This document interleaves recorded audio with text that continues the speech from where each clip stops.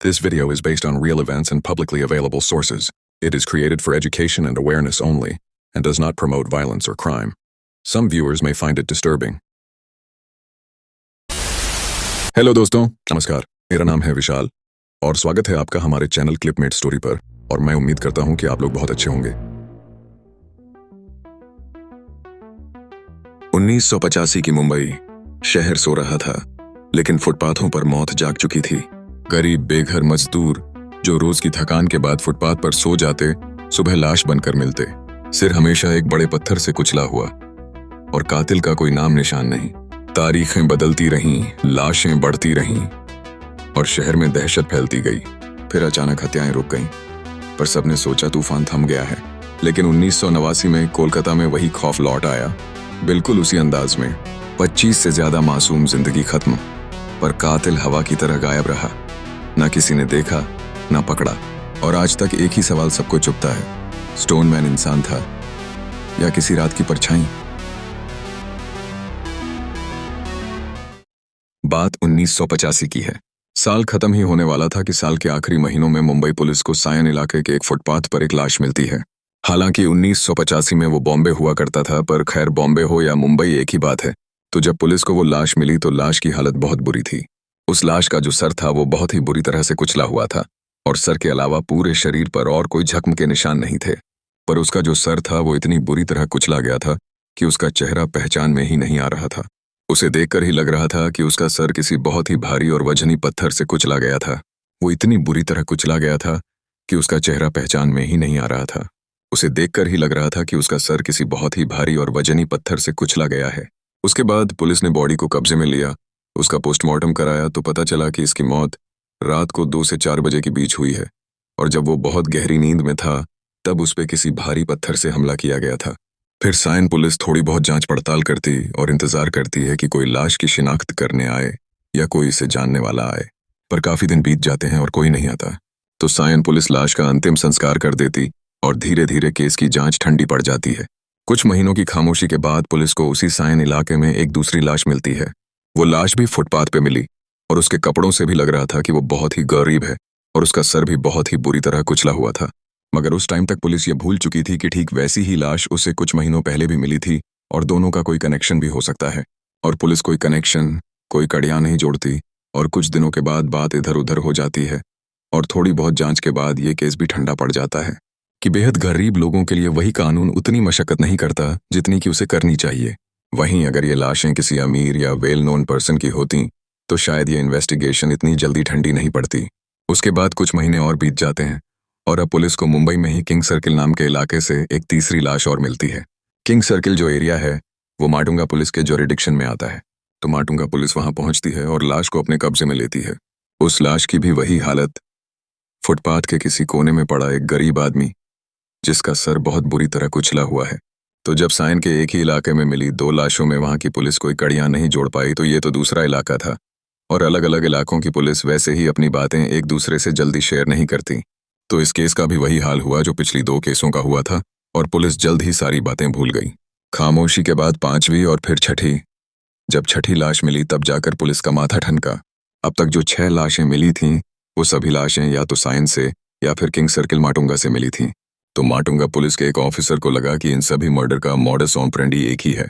उसके बाद जब उन्होंने जांच को आगे बढ़ाया तो पता चला कि सायन इलाके में भी फुटपाथ से इस तरह की कुछ लाशें बरामद की गई थीं। और तब जाकर पुलिस ने सारी कड़ियां जोड़नी चालू की।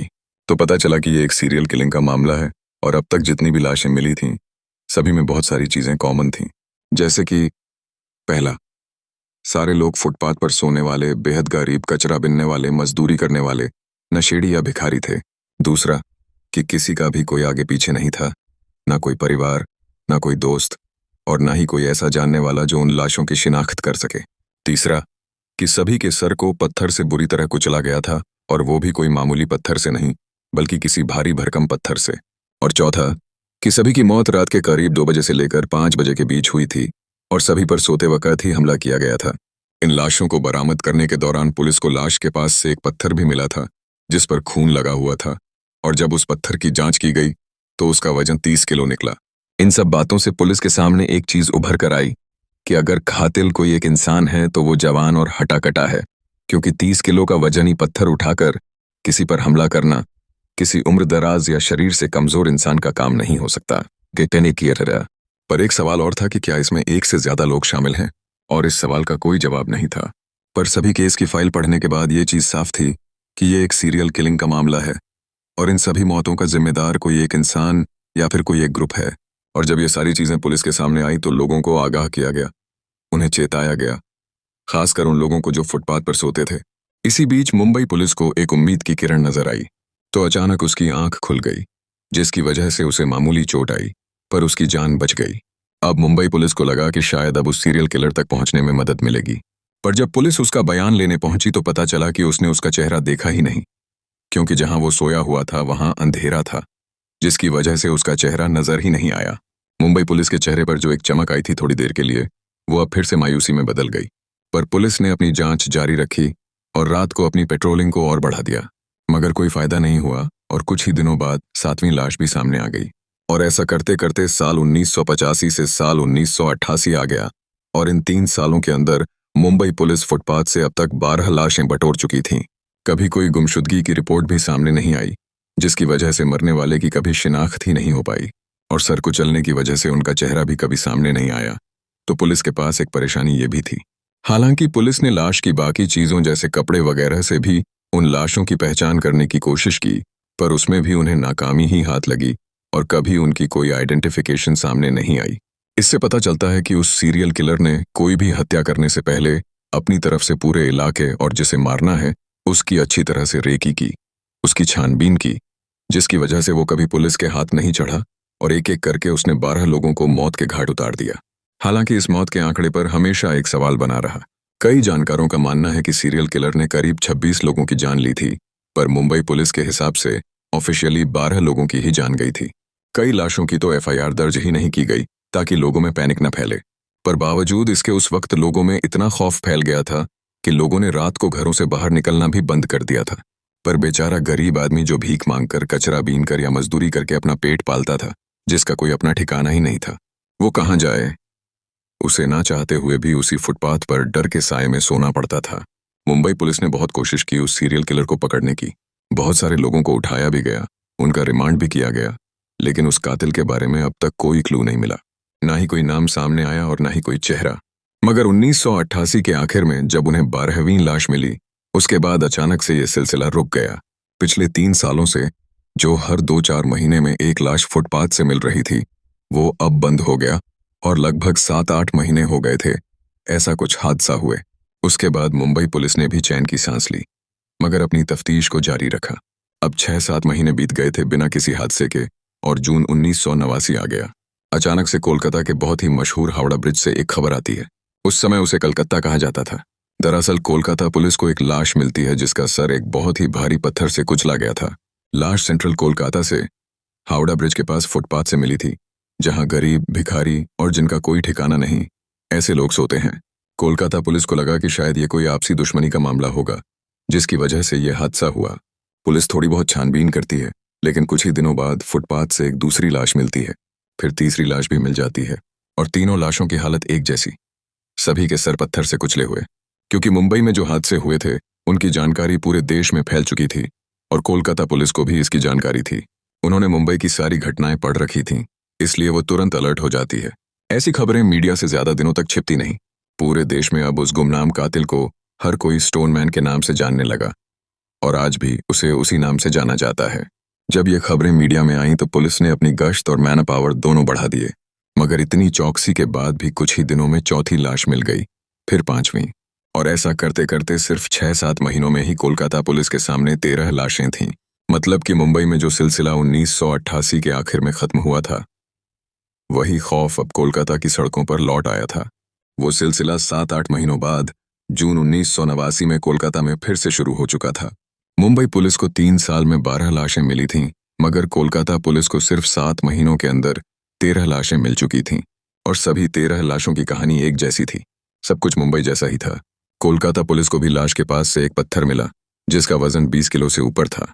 इसके बाद कोलकाता पुलिस ने अपने इतिहास का सबसे बड़ा सर्च ऑपरेशन चलाया। स्टोनमैन को पकड़ने के लिए हर फुटपाथ पर नजर रखी जाने लगी। लोगों को आगाह किया गया, उन्हें ग्रुप में सोने के लिए कहा गया किसी को भी अकेले सोने से मना किया गया।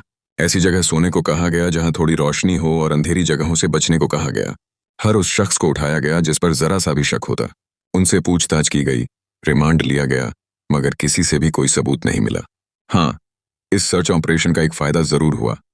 जो मौत का आंकड़ा पिछले 6 महीनों से बढ़ता जा रहा था, वो अचानक रुक गया। उन 13 लाशों के बाद कोलकाता पुलिस को कोई और लाश नहीं मिली। हो सकता है कि इस ऑपरेशन के दौरान पकड़े गए संदिग्धों में से ही कातिल कोई एक रहा हो, जिसे सबूत के अभाव में छोड़ना पड़ा हो, या फिर सर्च ऑपरेशन के डर से स्टोनमैन ने कोलकाता ही छोड़ दिया हो। मगर पुलिस को कभी कोई पुख्ता सुराग नहीं मिला। कमाल की बात यह थी कि मुंबई और कोलकाता को मिलाकर 12 + 13 यानी 25 लोगों का आधिकारिक तौर पर कत्ल हुआ, मगर एक भी गवाह सामने नहीं आया। न किसी ने उसे आते देखा, न जाते। बाद में मुंबई और कोलकाता पुलिस ने एक जॉइंट इन्वेस्टिगेशन भी किया। कई एक्सपर्ट से बात करके किलर की मानसिक स्थिति समझने की कोशिश की गई। निचोड़ यही निकला कि ये एक साइको किलर था। इन हत्याओं का कोई निजी मकसद या दुश्मनी नहीं थी। शायद खून करने से उसे एक अजीब सा सुकून मिलता था, या फिर उसे फुटपाथ पर रहने वाले लोगों से नफरत थी, या उसके साथ कोई ऐसा हादसा हुआ था जिसने उसके अंदर ये हिंसा भर दी। उसने कभी भी ग्रुप में सोने वालों को निशाना नहीं बनाया, हमेशा उन्हीं लोगों को मारा जो अंधेरे में अकेले सोते थे। वो बेहद शातिर था। 2 बड़े शहरों की पुलिस को चकमा देकर गायब हो गया। ये किसी एक इंसान का काम था या एक से ज्यादा लोगों का, ये भी कभी साफ नहीं हो पाया। फिर अचानक 26 साल बाद 2016 में असम के गुवाहाटी से खबर आती है कि इसी तरह के 3 कत्ल हुए। लोगों में फिर दहशत फैल गई, मगर वहां की पुलिस को भी कोई सबूत नहीं मिला। 1985 में मुंबई से शुरू हुआ यह सिलसिला 1988 में थमा, 1989 में कोलकाता में लौटा, और फिर 26 साल बाद गुवाहाटी में डर बनकर उभरा। आखिर ये स्टोनमैन कौन था? क्या ये तीनों शहरों में एक ही इंसान था? क्या वो आज भी कहीं जिंदा है? इन सवालों के जवाब आज भी किसी के पास नहीं है। ना मुंबई पुलिस के पास, ना कोलकाता पुलिस के पास, ना गुवाहाटी पुलिस के पास। और आज भी ये केस एक अनसुलझी पहेली बना हुआ है।